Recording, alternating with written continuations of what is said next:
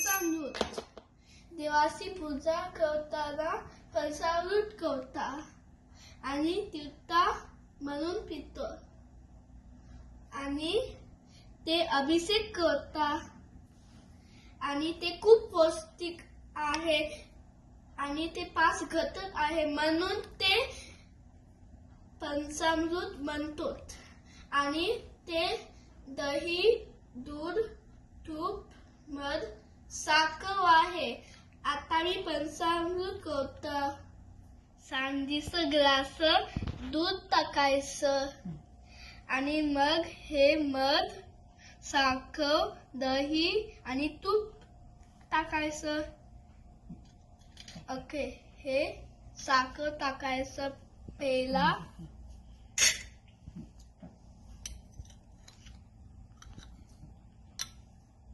हो, ओके. आणि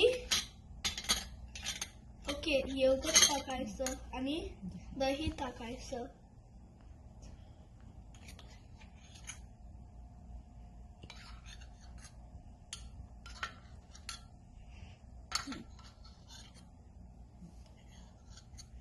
हो, ओके. आणि तूप टाकायचं.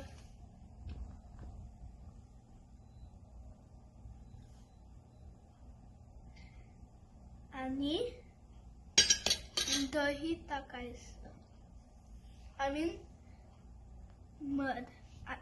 ओके, मध टाकायचं आणि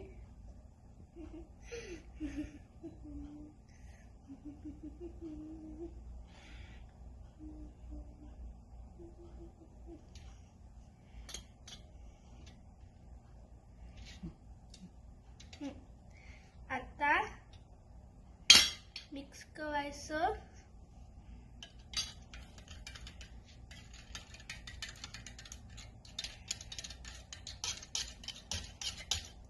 हो, आणि